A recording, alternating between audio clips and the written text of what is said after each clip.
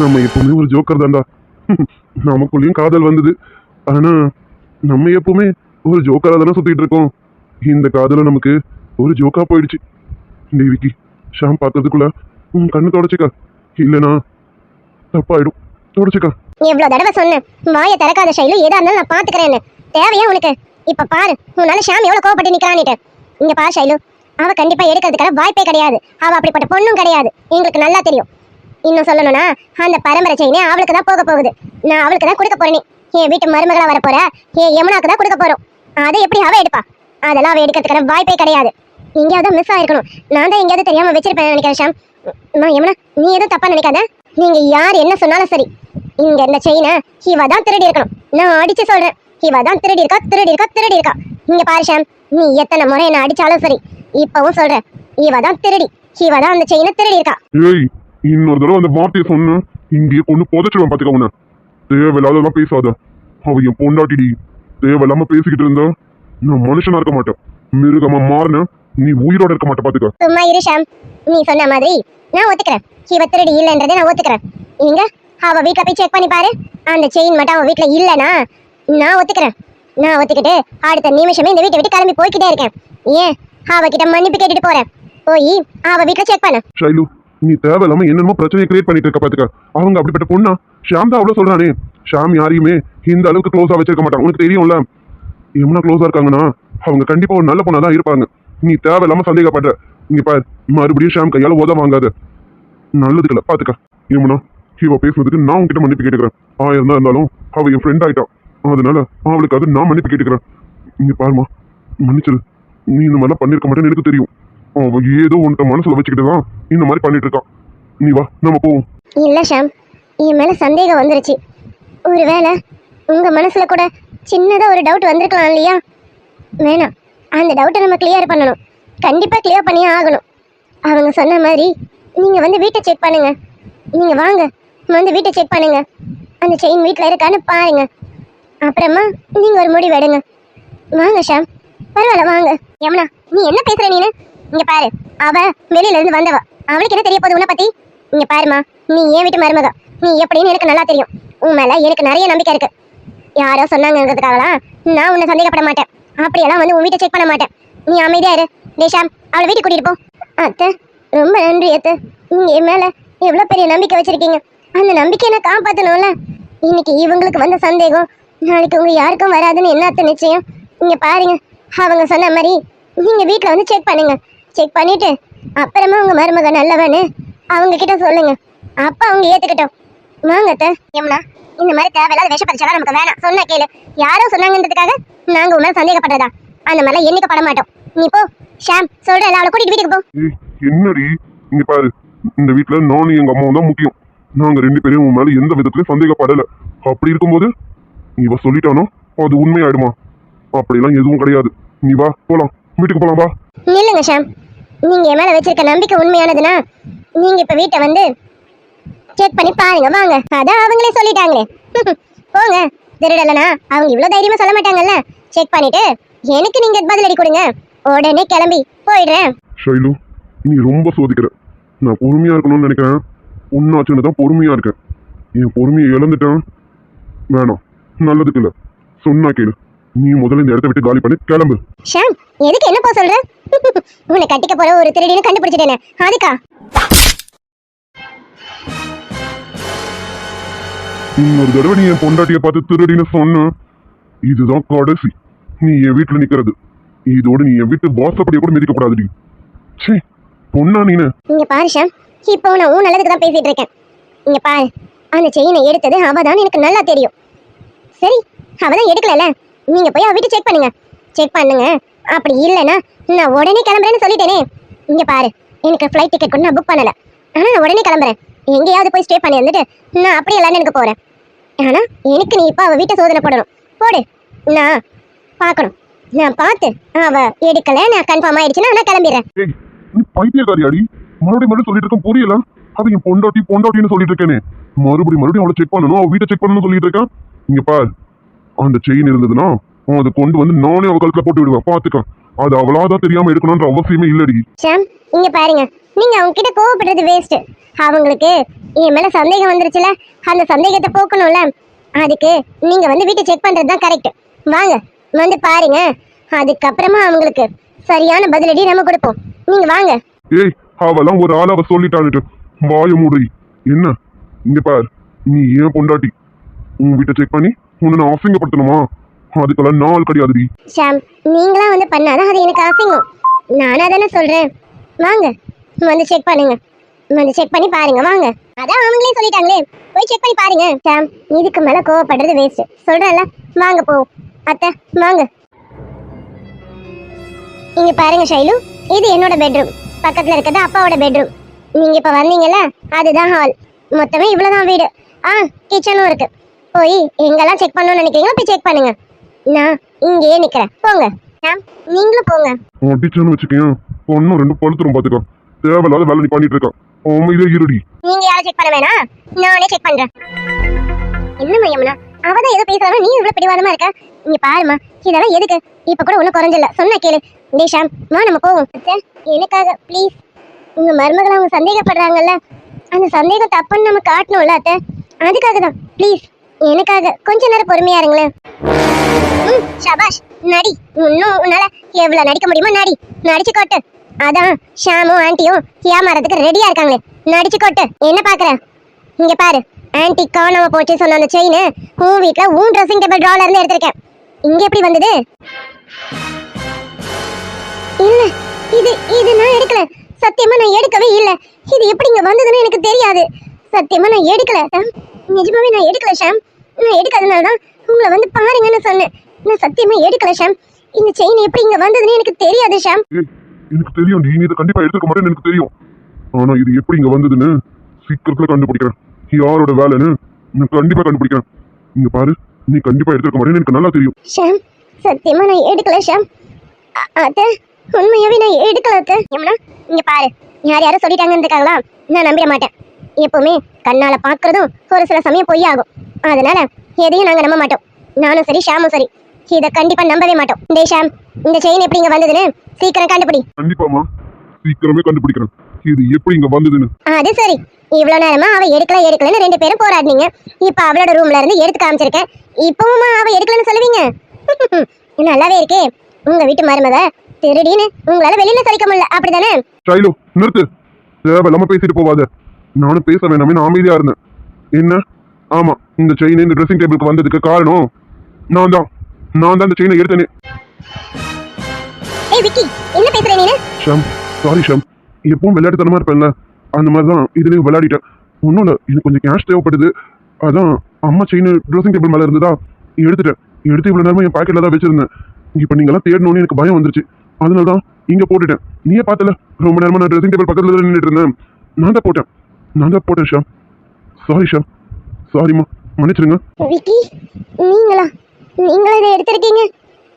இல்ல, நான் நம்ப மாட்டேன். நான் உங்களை பார்த்துருக்கேன். உங்ககிட்ட பேசுறது இல்லைனாலும் உங்களோட கேரக்டர் என்னன்னு எனக்கு நல்லா தெரியும். கண்டிப்பா இதை நீங்க எடுத்திருக்க மாட்டீங்க, எனக்கு தெரியும். நீங்க எனக்காக ஏதோ போய் சொல்றீங்க.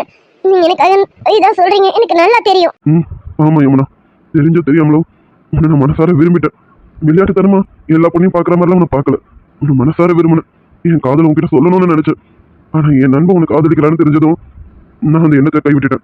இனி என் மனசுல அந்த எண்ணமே கிடையாது. ஆனாலும் உன் பேர்ல ஒரு கெட்ட பேர் வந்துடக்கூடாது. இந்த வேலையை செஞ்சது ஷைலு தான் எனக்கு நல்லாவே தெரியும். ஆனா அவளும் ஒரு வகையில் எனக்கு ஃப்ரெண்டு. அவளையும் நான் விட்டு கொடுக்க முடியாதுல்ல. அதனாலதான் பழியை என் பேர்ல போட்டுக்கிட்டேன். என்ன மன்னிச்சிரு ஷாம். ஷாம், சாரி ஷாம். செயினை கொடுத்துட்டேன். நான் இனிமே இங்க இருக்க மாட்டேன், கிளம்புறேன். தேவிக்கு நிறுத்துறா. என்ன நீ இப்ப சொன்னதை நான் நம்பிட்டேன் நினைச்சிட்டு இருக்கியா? டேய், எனக்கு தெரியாது உன்னை பத்தி நீ எப்ப எப்படி இருப்பேன்னு. இங்க பாரு, இது நீ பண்ணிருக்க மாட்டேன்னு எனக்கு நல்லா தெரியும். டேய், 2-3 நாள் தானே அவனை பார்த்துருக்கான். உன்கிட்ட அவ்வளோ பேசுறது கூட கிடையாது. அவளே அடிச்சு சொல்றா நீ இதை எடுத்துருக்க மாட்டேன்னு. நீ உன்னால சின்ன வயசுல இருந்து ஃப்ரெண்ட்ஸ் தான். அப்படி இருக்கும்போது நீ இதை எடுத்துட்டேன்னு சொன்னா நான் நம்பிடுவேனா? எனக்கு தெரியும்டா என் விக்கி எப்படின்னு. அதுல உன் கை வரது கூட பார்த்துருக்காது, எனக்கு நல்லா தெரியும். இதை பண்ணது யாருன்னு சீக்கிரமே கண்டுபிடிக்கிறேன். இங்க பாரு விக்கி. இல்லடா ஷாம், நான் தான் எடுத்தேன். நான் கிளம்புறேன். அம்மா, மன்னிச்சிருங்கம்மா. நான் இப்படி பண்ண கூடாதுதான். ஆனா தெரியாம பண்ணிட்டேன். என்ன மன்னிச்சிருங்கம்மா. விக்கி, நீயும் எனக்கு ஷாம் மாதிரி ஒரு புள்ள தான். என் புள்ள என்ன பண்ணுவேன் என்ன பண்ண மாட்டேன்னு எனக்கு தெரியாது. இங்க பாரு விக்கி, இப்ப நீ சொல்லிட்டேங்கிறதுக்காக நானும் ஷாம் இதை நம்பியிருப்போம்னு நினைக்கிறியா? கண்டிப்பா கிடையாது. நீ எங்கேயும் போக கூடாது, இங்கதான் இருக்கணும். இங்க பாரு, அப்படியே நீ அந்த செயினை எடுத்திருந்தாலும் சரி, அம்மாவோட செயினை தானே எடுத்திருக்க. அம்மாவோட செயினை பிள்ளை எடுக்கிறதுக்கு எல்லா உரிமையும் இருக்கு. அதனால அதெல்லாம் ஒன்றும் தப்பு கிடையாது. இப்ப கூட ஷைலு கிட்ட இருந்து அந்த செயினை வாங்கி நீயே வச்சுக்க, ஒன்றும் பிரச்சனை கிடையாது. ஷைலு, அதை விக்கி கிட்ட கூட. இல்லம்மா இல்ல, எனக்கு வேண்டாம். வேண்டாம்னு சொல்றேன். எதுக்கு அந்த செயினை எடுத்த? என்ன உன்னால பதில் பேச முடியல அப்படிதானே? யாரையோ காப்பாத்ததான் நீ இந்த பொய்ய சொல்லியிருக்கன்னு எனக்கு நல்லா தெரியும். அது யாருன்னு கண்டுபிடிக்கிறேன்.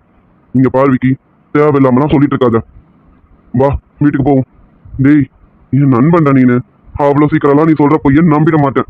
நீ அந்த செயினை எடுத்தே இருந்தாலும் என் நண்பன் அதை எடுக்க மாட்டான்னு தான் நான் சொல்லுவேன். வாடா. உசுரக்கூடத்தானே என் நண்பன் கேட்டா வாங்கிக்கென்ன சொல்லுவேன். ஒருவன் வந்த பிறகு விண்ணை தொடலாம் முதல் சிறகு வாழுக்கும் எல்லை உண்டு நட்புக்கில்லை. அடடே, வாங்க இனியா மேடம். என்ன ஏன் கேபின் பக்கம் வந்திருக்கீங்க? நீங்க எப்பவுமே வெயிட்டான பக்கம் தானே இருப்பீங்க. புரியல. பணம் எந்த பக்கம் அதிகமா இருக்கோ அந்த பக்கம் தானே மேடம் இருப்பீங்க. இப்ப என்ன இந்த பக்கம் காத்து வீசுது? மணி சார், ஆல்ரெடி நான் உங்களுக்கு வார்ன் பண்ணியிருக்கேன். தேவையில்லாத பேச்செல்லாம் என்கிட்ட பேசாதீங்க, அதுதான் கடைசியா இருக்கணும்னு அன்னைக்கே நான் உங்களுக்கு வார்ன் பண்ணியிருக்கேன். அகைன் ரிப்பீட்டடா நீங்க என்கிட்ட இதையே பேசிட்டு இருக்கீங்க.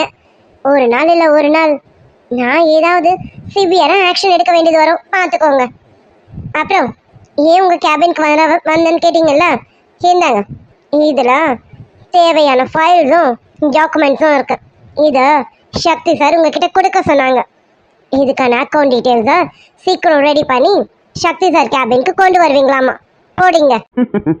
அது சரி, சும்மா சொல்லக்கூடாது. நீயும் ஆள் கொஞ்சம் பல தான் இருக்கு.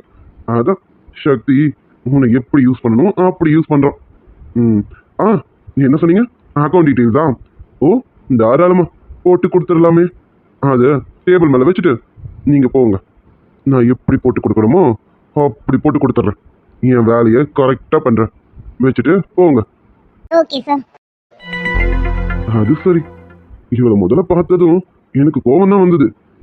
திரும்ப திரும்ப இவளை பார்க்கும்போது கோவத்தையும் தாண்டி என்னென்னமோ வருது.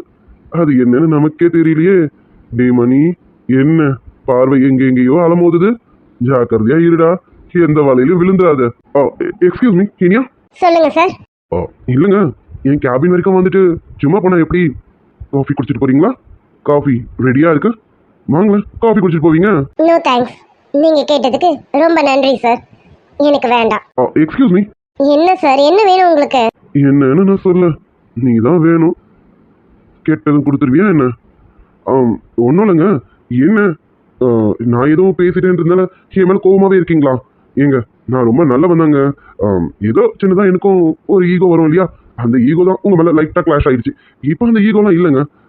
நம்ம ஏன் ஃப்ரெண்ட்லியாக மூவ் பண்ணக்கூடாது? சார் இங்கே பாருங்க, நம்ம இங்கே எதுக்கு வந்திருக்கோம்? ஒர்க் பண்ண தானே. ஃப்ரெண்ட்லியாக மூவ் பண்ணவா வந்திருக்கோம்? உங்கள் ஒர்க்கை நீங்கள் பாருங்க, ஏன் ஒர்க்கை நான் பார்க்குறேன். ஓகேவா? எனக்கு நிறைய வேலை இருக்கு, நான் போய் ஏன் வேலையை பார்க்கணும்.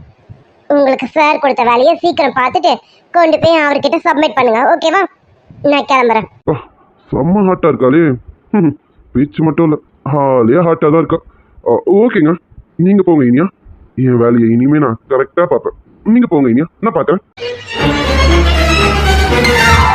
Excuse me sir, may come in sir?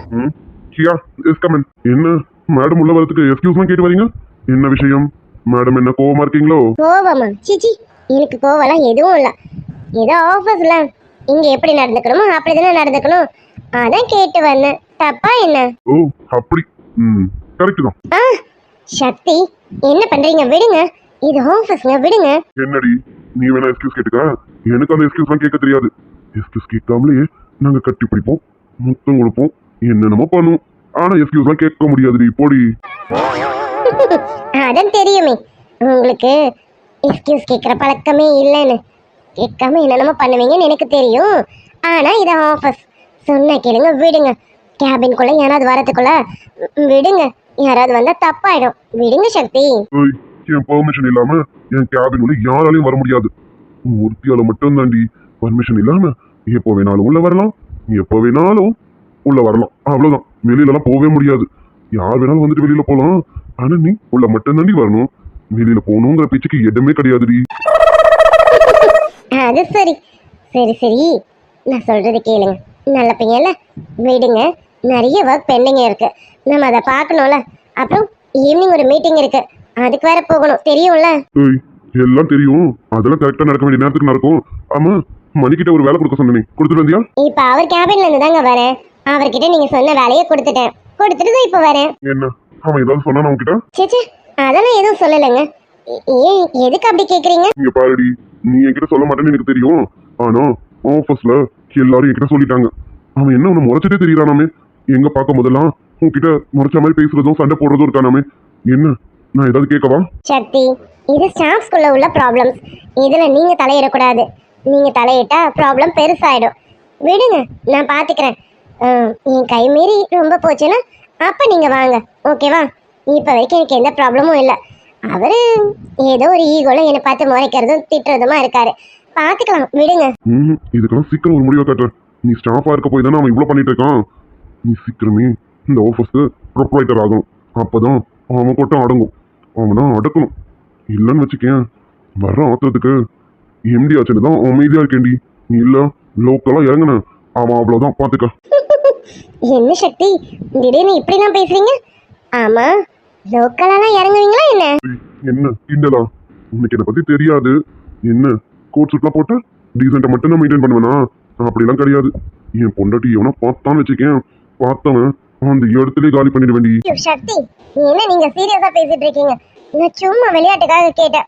அப்படிலாம் பேசாதீங்க, பண்ணாதீங்க, அமைதியா இருங்க. பின்ன என்னடி, நிறைய விஷயம் நான் கேள்விப்பட்டு தான் இருக்கேன். இன்னும் என் கண்ணால எதுவும் பார்க்கல. என் கண்ணால என்னைக்கு நான் பார்க்கறனோ அவனு அன்னைக்கு தாண்டி அவனுக்கு கடைசி நாள். நான் எம்டின்னு டீசெண்டாலாம் மெயின்டைன் பண்ண மாட்டேன். அவனுக்கு இறங்கி அன்னைக்கு தான் அடி இருக்கு, பாத்துக்க.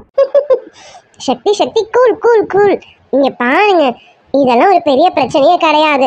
இதெல்லாம் ஆஸ் யூஷுவல் எல்லா இடத்துலயும் நடக்கிறது தான். ஒருத்தர் சண்டை போட்டுக்கிறதும், ஒருத்தவங்க ஈகோ காட்டிக்கிறதும், இதெல்லாம் எல்லா இடத்துலயும் நடக்கிறது தாங்க. இதெல்லாம் போய் நீங்க பெருசா எடுத்துக்க கூடாது. சொன்ன கேளுங்க. உனக்கு என்னடி, சட்டா நீ சொல்லிட்டு போயிடுறேன். ஒரு வார்த்தையை நான் கேட்கும் போது எனக்கு அப்படியே ரத்தம் கொதிக்குது தெரியுமா? இதுக்கெல்லாம் ஒரே வழி, சீக்கிரம் கல்யாணம் பண்ணணும்டி. அது மட்டும் தான் ஒரே வழி. பண்றேன். இன்னும் அப்பா கிட்ட தானே பேசல, அப்பா கிட்டயும் பேசி ஒரு முடிவோட வரேன். அதுக்கான ஏற்பாடு சீக்கிரம் பண்றேன். மாமா கண்டிப்பா ஒத்துப்பாங்களா? நீங்க போய் பேசினா மாமா ஓகே சொல்லுவாங்களா?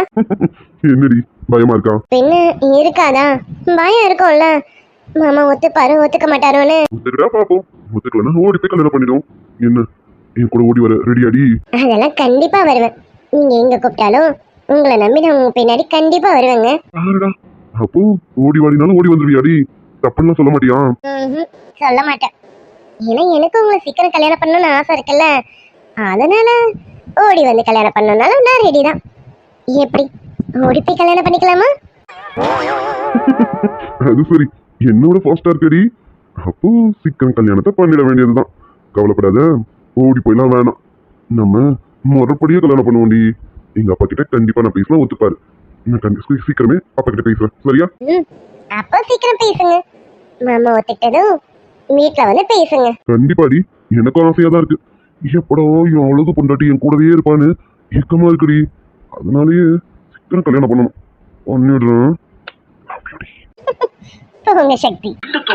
ராஜகுமாரி ரகசிய சிருங்காரி நல்ல எந்தன் காதோடு நீ பாடு காணல் வரி.